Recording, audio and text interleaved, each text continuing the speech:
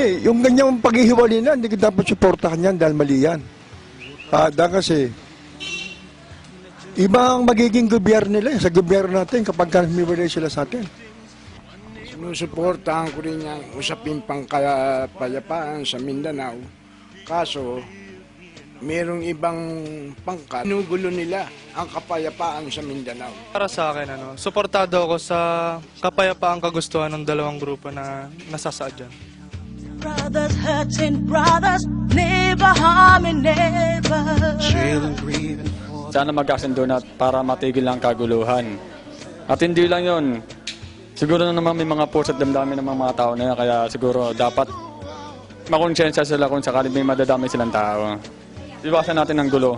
Magtulong-tulong na lang tayo para walang masaktan, walang masugatan, walang mamatay sa atin. Pagkakaisa, siguro hindi naman po imposible na magkaroon po ng kapayapaan nang sa gayon ay umunlad po ang ating bansa. Katahimikan, pagkakasundo, pagkakaisa. At saka sana wala na nga yung kaguluhan, yung mga kailangang magkagulo pa yung bombahan kasi marami mga inosente, mga kabataan na dadamay.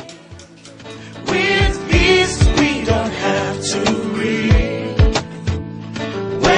Pwedeng umangat ang ating ekonomiya. Mga turismo papasok sa atin.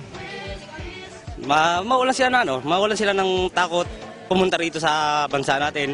Seguridad, kasi mababawasan na yung takot namin na sa maaaring banta sa buhay namin. Ang masasabi ko lang is napakalaking importansya itong usaping ito dahil pag nagkaroon ng kapayapaan sa Mindanao at ang pamahalaan, ito'y makaka-apekto sa sa kapakanan ng ating ekonomiya. Napakahalaga kasi ang kapayapaan yan yung nagbibigay sa atin ng katahimikan ng buhay. Tutuwa naman ako kung magiging mapayapa sa Mindanao dahil siyempre katulad din natin sila, kapwa natin Pilipino.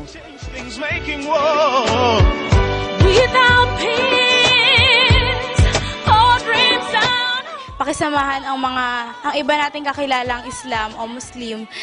Ituloy ang usapang pangkapayapaan. Ay sumunod sa mga kung anong dapat gawin at saka magtulungan sa makiisa sa ating bansa.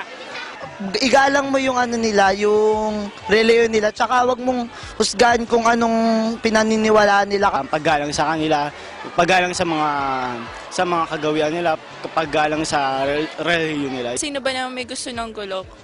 Diba? Kaya yun, respeto na lang, tsaka...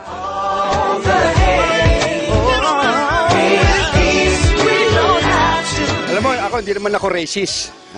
Kasi Muslim, tao rin, Pilipino rin yan, kapatid natin yan.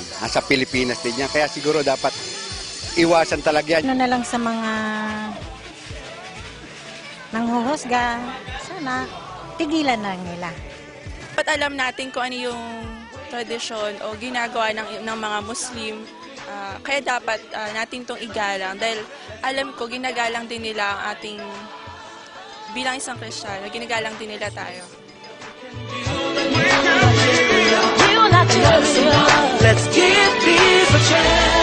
Pag ganun, may kapayapa sila, wala silang away, walang kahit ano.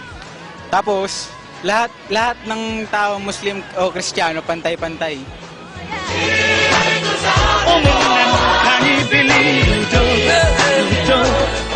Sa tingin ko, hindi, hanggat hindi sila nagkakasundo-sundo, hindi magkakaroon ng kapayapaan. Siguro, kung dadaanin naman sa tamang usapan at saka pagkakaintindihan. Siyempre, yung kabilang panig din kasi may hinihinging bagay na hindi naman agad mabigay ng gobyerno natin. So, talagang masinsinang usapan at saka dapat talaga duman sa tamang paraan yung usapan nila.